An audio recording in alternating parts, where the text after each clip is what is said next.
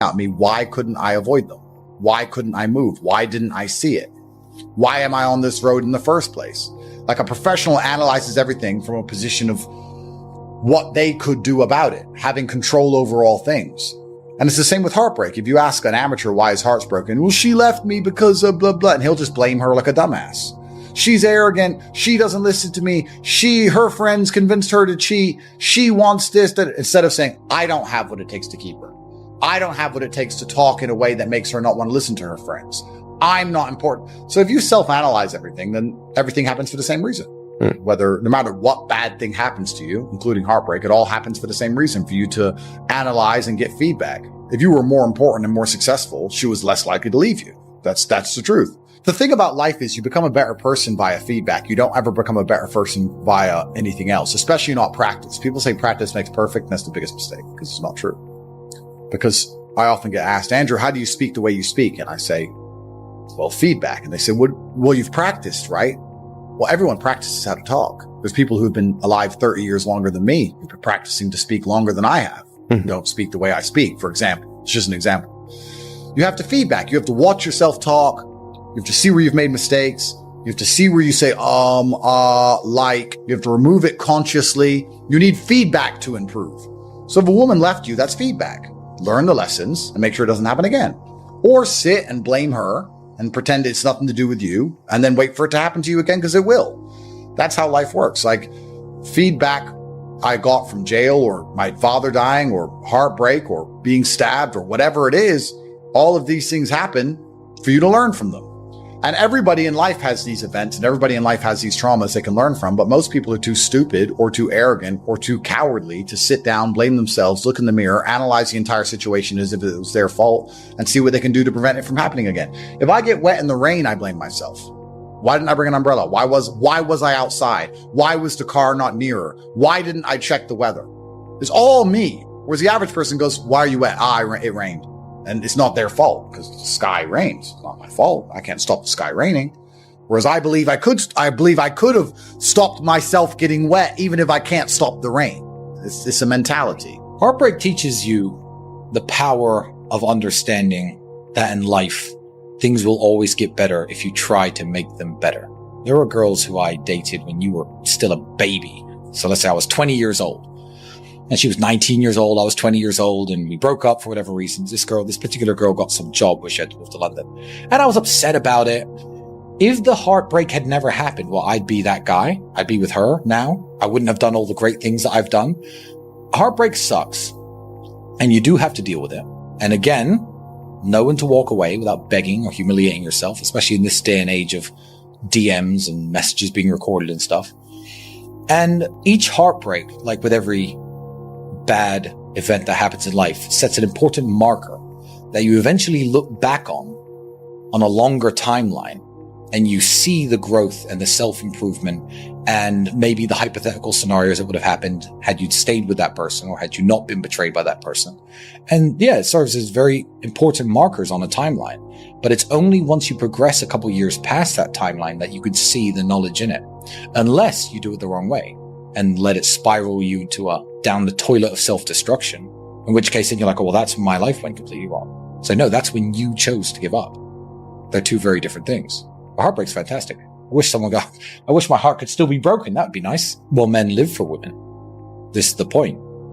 Men live for women in every single way. If women didn't exist on this planet, everything about my life would be different. I'd have fast cars because I like driving. But a lot of the things that men do, a lot of the things we say, the way you dress, lots of it is about trying to attract women, trying to impress women, and trying to have women hold you in a high regard. Because if women in general hold you in a high regard, then you as a high value man have your pick of the best women on the planet. And there isn't a single red-blooded male out there in the world who doesn't like the idea of lots of different women being attracted to him.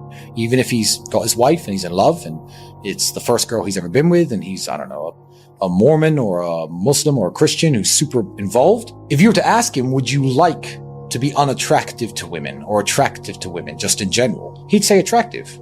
Because it raises the impression people have of his wife, for example. So there's not a single man in the world who doesn't live for women in one way or another. Women teach you a lot about how to get women. which is actually quite interesting. Like, they do. Women teach you a lot about how to get women themselves. If you want to piss a woman off, ignore her. Don't insult her. Just don't reply. And you should know that, because when did a woman annoy you most?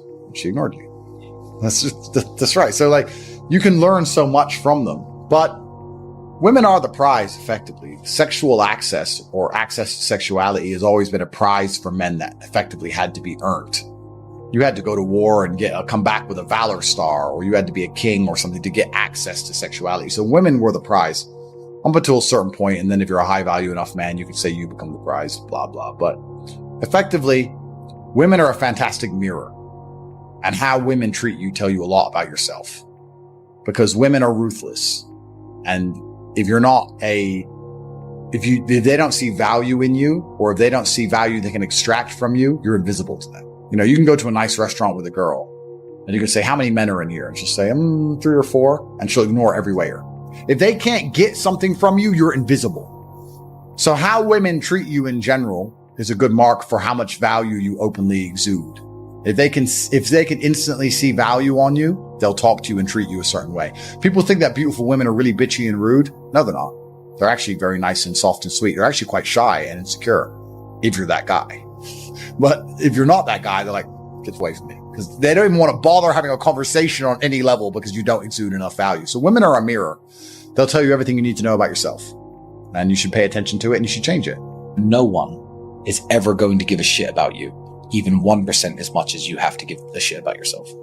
No one cares. No one cares about you if you're a man, ever. Everything is conditional. You don't get loved unconditionally.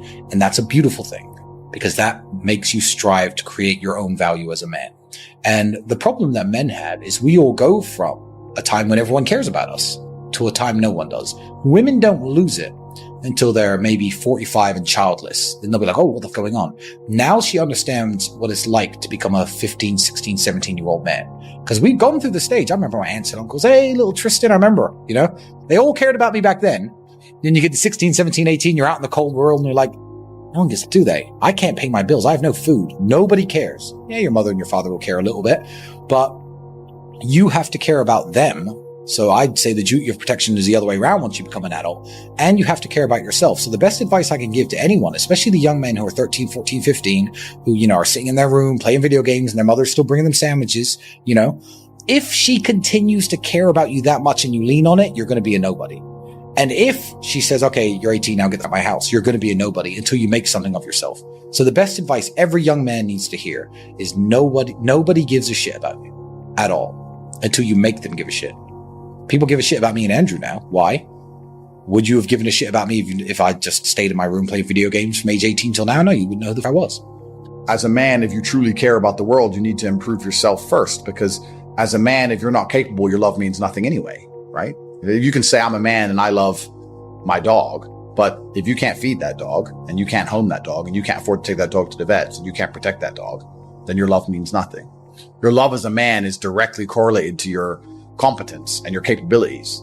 So when a man who is capable loves you, it means something. A man who's incapable loves you, it means nothing at all. So if you're incapable, not necessarily important, not necessarily financially successful person, it doesn't matter what you feel about anything, because you could be replaced and nobody gives a shit. So if you truly care about that, I guess the lesson is, if you truly care about an issue as a man, the first thing you should do is you should improve yourself. If you have a woman who you truly love, instead of buying her flowers every day, you should improve yourself.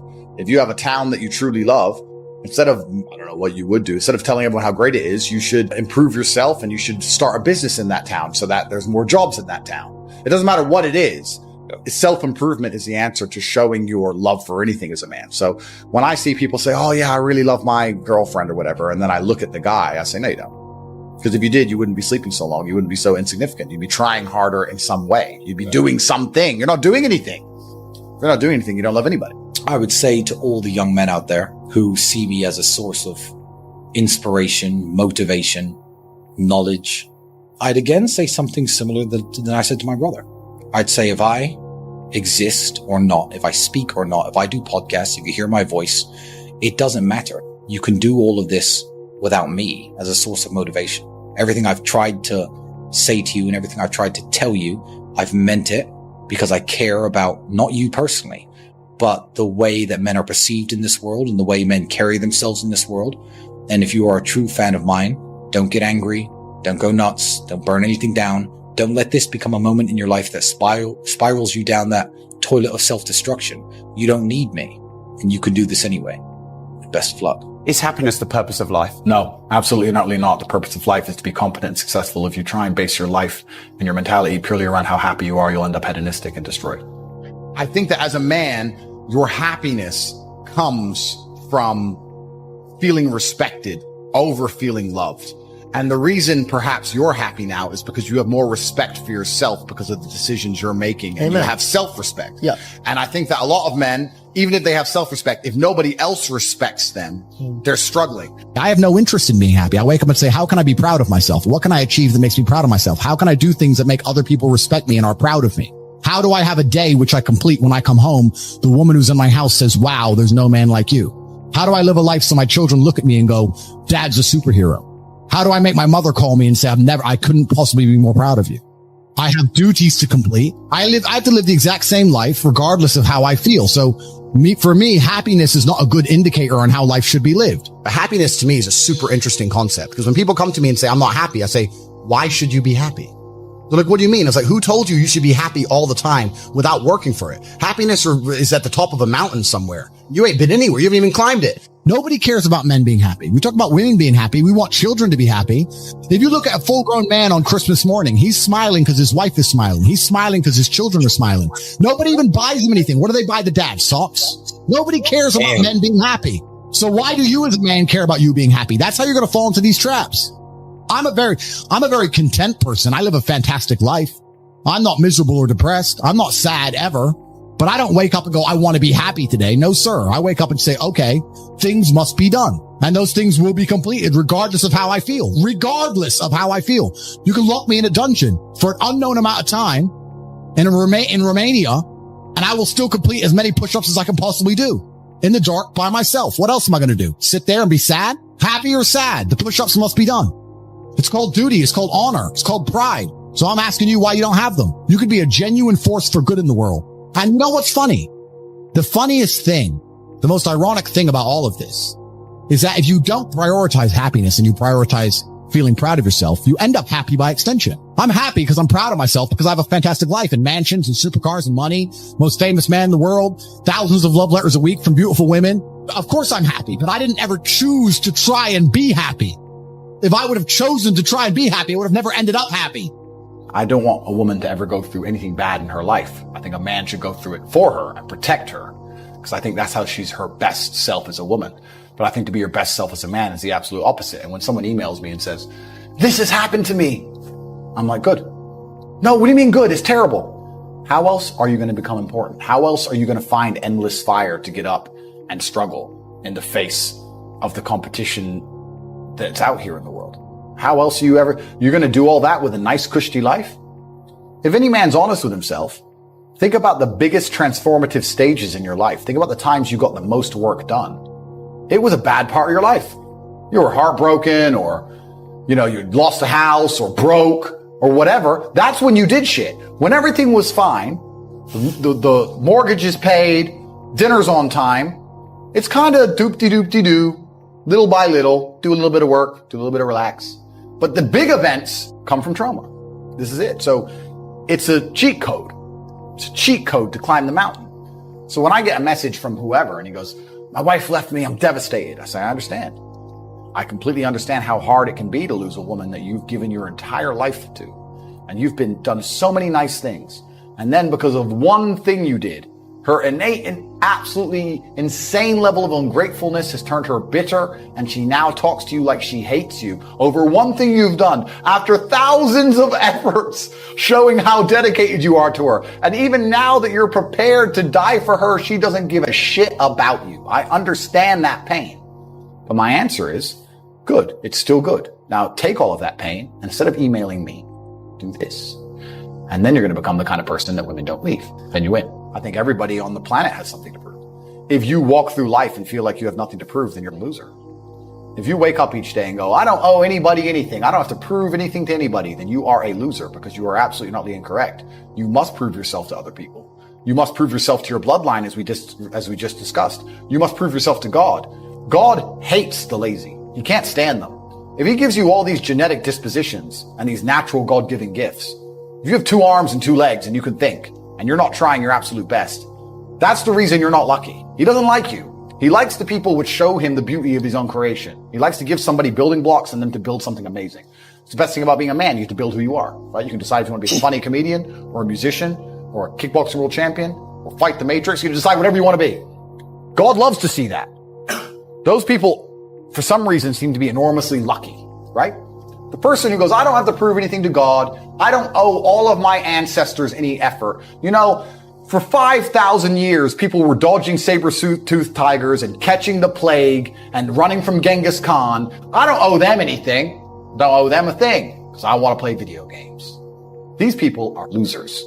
I wake up every day with something to prove. I have hundreds of millions of dollars. I'm in fantastic shape, 4 times world champion, fighting the Matrix out here by myself. More. I will have to be braver. I must try harder. All I do is prove myself. So when I hear people go, I don't have nothing to prove, then you're a loser. Peasants have never felt like they needed to prove anything, but kings felt like they needed to go and conquer land. Isn't that it's coincidental that the king who already had it all felt like he needed to go to some far-flung land and conquer it and take it and prove he's the king. But the peasants, oh, I don't have to prove nothing to nobody. You're a loser then. You're a dummy. I absolutely and utterly completely have everything to prove to everybody all of the time. That's who I am. I will prove anything to anybody. If I sit and say X, I will prove it. Happiness is the number one thing that must be earned. And I'll tell you that my happiness is based on very real world achievements. I couldn't be happy if I was broke. I couldn't be happy if I was obese. I couldn't be happy if I was lonely. I couldn't be happy if I wasn't respected. I couldn't be happy if I couldn't whoop a dude's ass. I couldn't be happy in those scenarios. So I made sure none of them scenarios came true. I have earned my happiness via hard work. It's the top of a mountain which I have climbed. I deserve it. I deserve to go to sleep with a smile on my face. Yes, that's what I can deserve. And every single guy who hasn't got it probably doesn't deserve it. The universe is very giving and very fair. People seem to think that the world is unfair, and those are all the same people who tell themselves they're unlucky. I actually believe the opposite. I believe the universe is a very giving place. I believe God is a very giving being, and that the world all in all generally balances out and is pretty fair. If you're the kind of person who deserves a good life and works their ass off and genuinely wants it and tries very hard, guess what you get 99% of the time? A good life. And if you're the kind of person who doesn't really deserve it, slacks 3 days a week, a little bit lazy, snakes his friends, talks behind people's back, blah, blah, blah, guess what? Your life ain't all that good. The universe is pretty fair and pretty balanced. I've yet to meet somebody who gets up every day, does what they're supposed to do, works hard, goes to the gym, then goes to work, does their best, makes their money, looks after it, is sensible, doesn't blow it, etc., who then fails. I've never met anybody who fails when they do all the right things. The universe is a very fair and giving place all in all. There are very few exceptions to that. So when I see somebody who doesn't have the success they want, especially when I see, let's say, a group of people who don't have the success they want, there's no way you're all exceptions to that rule. You may want something, but you certainly don't deserve it. And that's why you don't have it. You shouldn't wake up and say, how happy am I today? How does that affect how I act? That's not how I operate. I wake up and say, what must be done? What will allow me to be proud of myself? What will allow me to achieve? And those things will be done regardless of how I feel. And that's how the most successful people on earth all operate. The most successful people on earth don't only do things because they feel happy about doing them. If you never make a mark on the world, then you effectively never existed. And when you're gone, nobody will care. And that's very important because you have a duty to your ancestors and you have a duty to God. So you must make a choice. And this is a genuine choice to you people at home. Do you want to live in obscurity forever and be invisible and not matter and have an easier life? I would argue that it's not easier because in your heart and in your soul, you're going to feel guilty knowing you could have been something you're not. Or do you want to try your absolute best and struggle and suffer every day of your life, paying the rent for all of the amazing things around you? We pay endless rent. We pay rent for our bodies. We pay rent for our relationships. We pay rent to keep our kids. We pay rent to keep our business. We pay rent to keep our freedom. Every single day is work to pay the rent. It's absolutely never ending. And you have to make that choice. So if you have a pen and paper in front of you, you need to decide, do you want to be invisible with a lower rent bill, or do you want to be important and work hard and suffer to make sure that the rent is paid? It's a choice you must make, and it's binary, and you must be extremely dedicated towards the decision you finally make. I refuse to accept that there are people out there who cannot become happy, contented individuals. I refuse to accept we live in a world where God has created people who, no matter how hard they work and how good their life becomes, can't be happy. I don't accept that. I accept that the universe is a very giving place and that God loves all of us. And if you try your best and you work hard, you can become a better person. The beauty of life as a man is to be great. So you have to sit here and ask yourself, do you want to be a happy loser that's insignificant? Nobody knows you exist. Women don't respect you. Men don't respect you. Nobody cares if you live or die, but you get to smile all the time. Or do you want to be one of the most important people on the planet with a little bit of stress? Alternatively, you can go out there into the world, try and implement your mark on the world, work hard, try to get rich, more money.